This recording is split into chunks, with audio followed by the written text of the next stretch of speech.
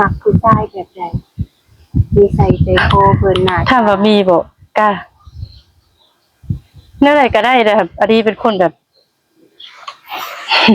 ง่ายๆสบายๆแม่นบ่ เฮาก็ยังบ่ฮู้ว่าสเปคเป็นแบบใด ก็พูดอีกว่าเฮาสิมักคนหน้าตาแบบใดเนาะแบบว่าถ้าเห็นถ้าได้ล้มเด้อได้ล้มกันนี่มีความรู้สึกว่ามักจังว่ามักเนาะนิสัยหลายก้อนนั่นแหละสเปคกับบ่ปานใดมโ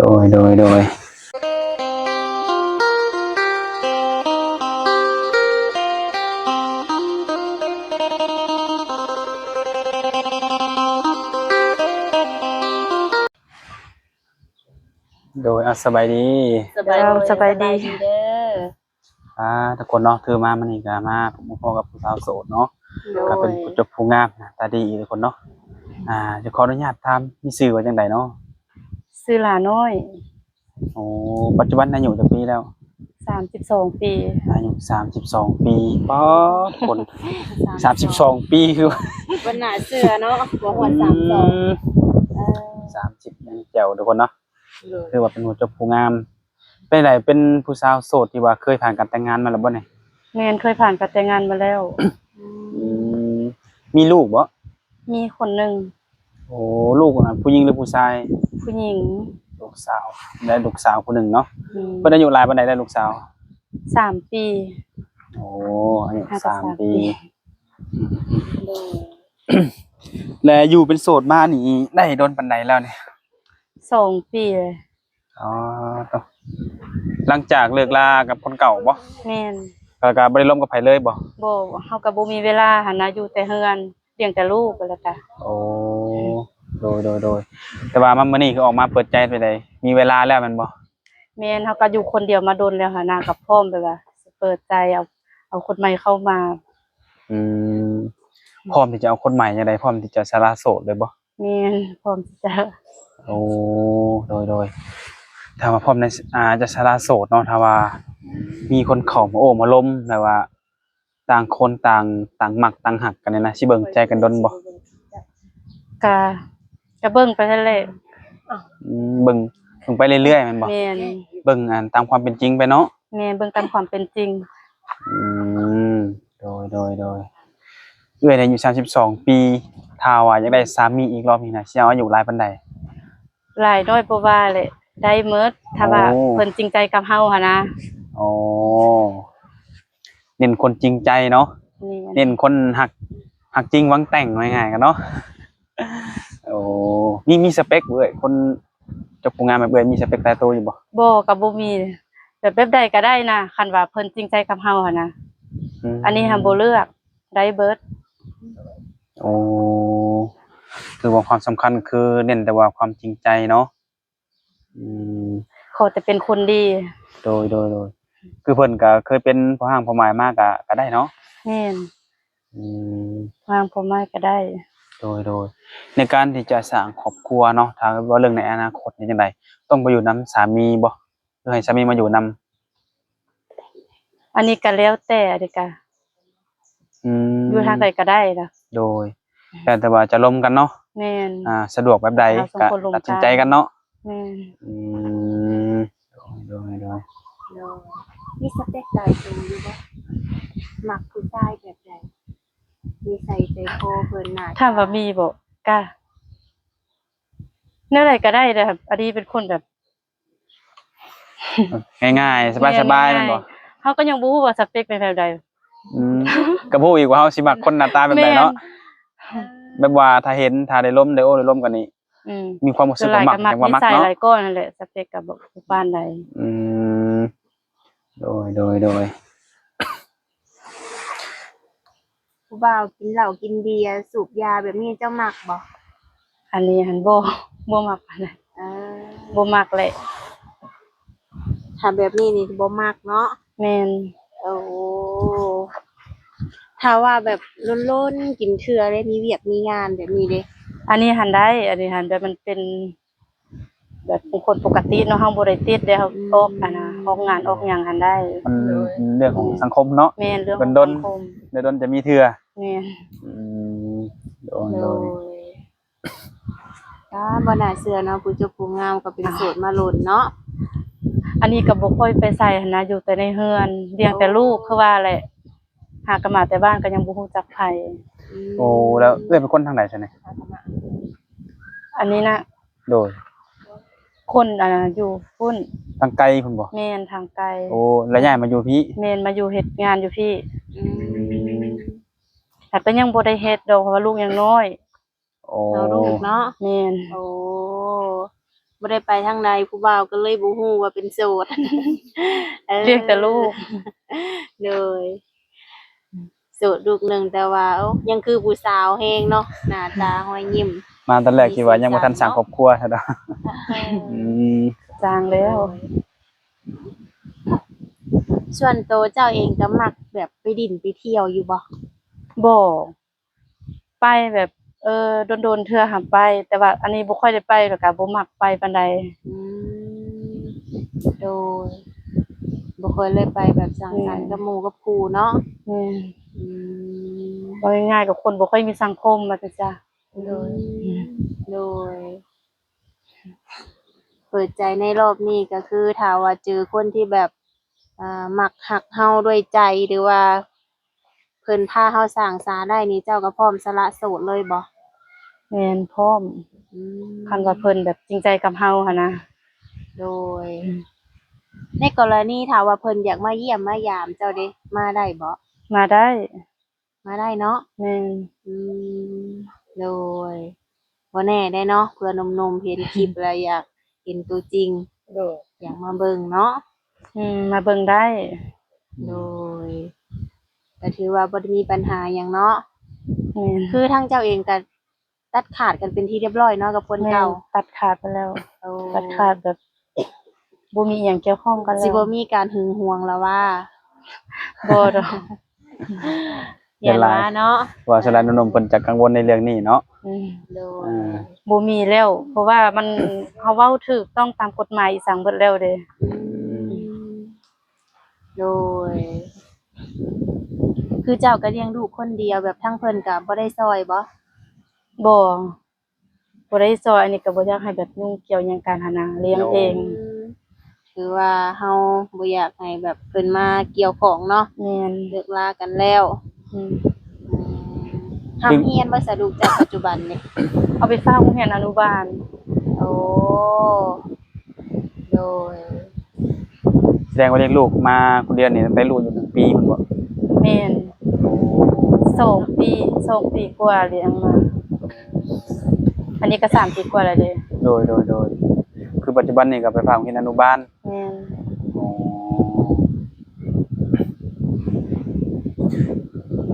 ก็คือในมื้อนี้คือออกมาเปิดใจแบบว่ามีความพร้อมอยู่แล้วเนาะ ถ้าว่าเจ้ามีสามีใหม่ทางลูกเพิ่นลูกสาวเจ้านี่พร้อมบ่เห็นดีนำบ่ พร้อม พร้อมเนาะ อืม เพิ่นก็แบบมีอยู่บ่แบบถามหาพ่อหรือว่าอยากได้พ่อใหม่แบบนี้หันนะ ก็บ่ได้เห็นถามใดแต่ว่าอยากได้พ่อใหม่หั่น เอาอยู่ ถาม บ่ หาตลอด ถาม เมื่อใดแม่สิเอาอันพ่อใหม่จังซี่บ่เลย แบบเพิ่นมักสิถามหาเด้ เอา เพิ่นก็คือสิอยากแบบว่าอยากให้ครอบครัวสมบูรณ์เนาะ แม่นและเด็กน้อยเนาะ โดย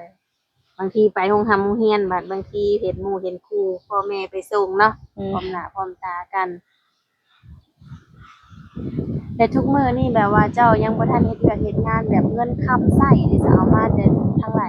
อันนี้ก็ใส่น้ำเอื้อยแบบตัวเองก็มีแต่ข้าวโรงเรียนลูกกินอยู่กับเอื้อยรับผิดชอบเพิ่นก็บ่มีก็อันนั้นไปให้เลยน้ำกันไป โดย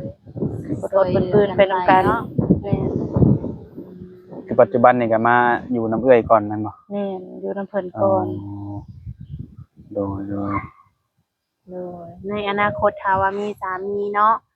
ถ้าว่าทางสามีบ่สะดวกมาอยู่พี่เจ้าก็ไปอยู่นํได้เนาะ แม่นได้เบิด นี่แหละง่ายเนาะแบบนี้นะการไปการมานี่สะดวกสบายเนาะอ่า ได้ โดยถ้าว่าเพิ่นชวนไปดินไปเที่ยวบ้านเพิ่นเจ้าสิกล้าไปอยู่บ่ ก็เฮาก็เบิ่งก่อนเนาะว่าเฮาคบกันแบบฮอดใจหั่นน่ะก็เฮาเชื่อใจมั่นใจแหละก็ไปได้เพราะว่าทุกมื้อนี่มันก็ไปได้หมดหั่นนะ โดยมันทันสมัยเนี่ยเนาะ แม่น เนาะ อืมนี่ยเวลาโอลมกันนี่ต้องใช้เวลาหล่นบ่ มันมันก็บ่เกี่ยวเพราะว่า คนมันสิแม่นน่ะ เข้ามาแป๊บเดียวมันก็แม่นหั่นน่ะคันคนมันบ่แม่นสิลมกันโดนก็บ่แม่น ดูแม่นความสารน้อยว่าเนาะเออถ้าว่าคือจะเว้าแหละเนาะคุยกันมื้อสองมื้อก็ฮู้เนาะ แม่น เออโดยหน้าตาเพิ่นนี่เจ้าก็บ่ได้จำกัดแล้ววะ บ่ได้จำกัด หน้าตา บ่แต่เพิ่นดีกับเฮาว่าสิซะ อืม พร้อมแบบ ไปกับเฮาหรือว่ารับเฮาได้ว่าสิซะเฮาก็ โดยแลแบบใดอะแบบอยากหลีกเลี่ยงหั้นนะจากผู้ชายนั่นต้องเป็นที่แบบบ่อยากเจอนิสัยเพิ่นน่ะบ่อยากพ้อนะแบบใด คนที่แบบยาบ้าหรือว่าคนที่แบบใช้อารมณ์รุนแรงตบตีอย่างประมาณนี้แหละ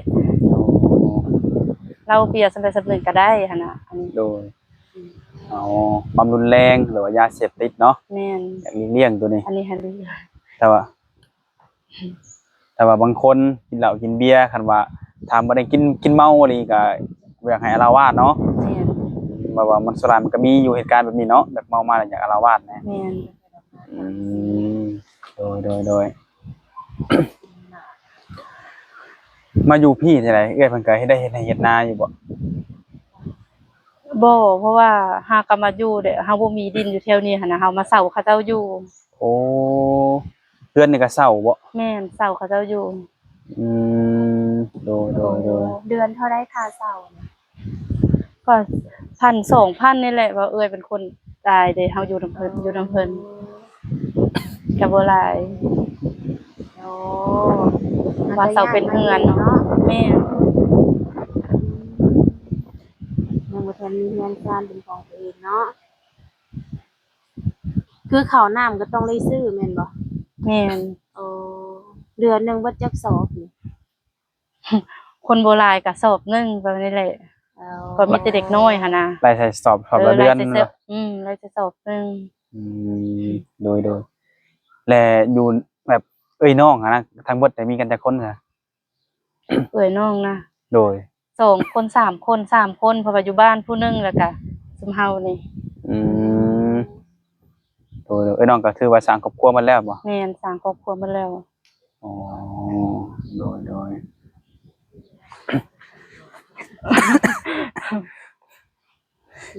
แต่จังใดมื้อนี้ในการมาเปิดใจคือมีความพร้อมแล้วมื้อนี้ทางติดต่อได้ซะมีพร้อมให้ใช้มีพร้อมให้อยู่บ่เนี่ย แบบ มี เฟซแบบ LINE แบบแอปนี่มีให้เบิดบ่ แม่นมีหลาย โอ้โดยคือในช่วงนี้ก็บ่ได้ไปเวียกไปงานทางใดก็น่าสิมีเวลาลมอยู่ดอกเนาะ แม่นอยู่บ้านเลี้ยงลูก เป็นจังไดในการเลี้ยงลูกคนเดียว เมื่อยเติบ เมื่อยเติบเนาะเพิ่นก็บ่ได้ดื้อบ่ได้ปานใดติลูกสาวอันนี้ ก็ปกติของเด็กน้อยหั่นแหละ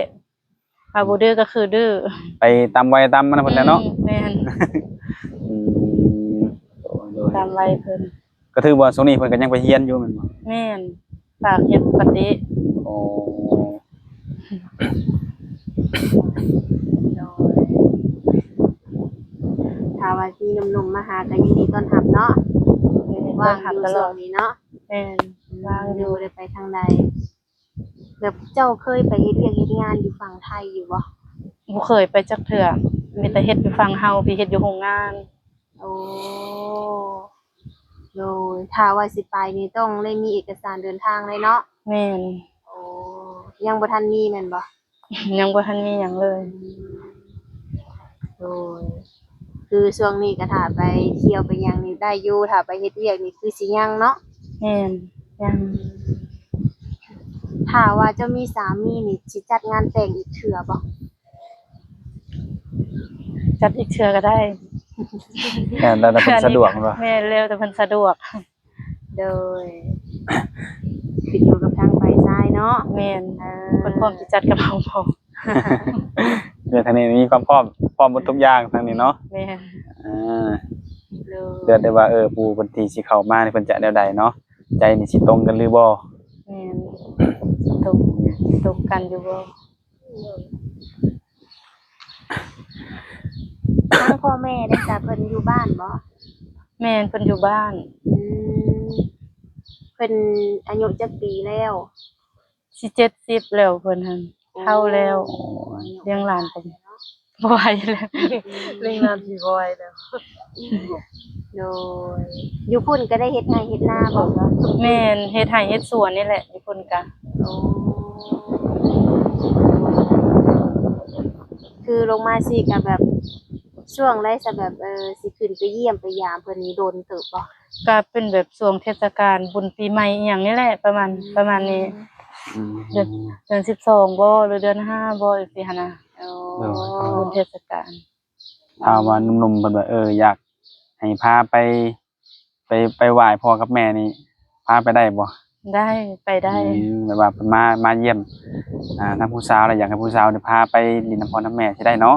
ได้ ไกลบ่จากซิโนเข้าไปนี่ ก็ไกลเติบเพราะว่าอันเฮานั่งรถไปนี่ก็เป็น2มื้อ2คืนประมาณนี้แหละ 2 มื้อ2 คืน อ่า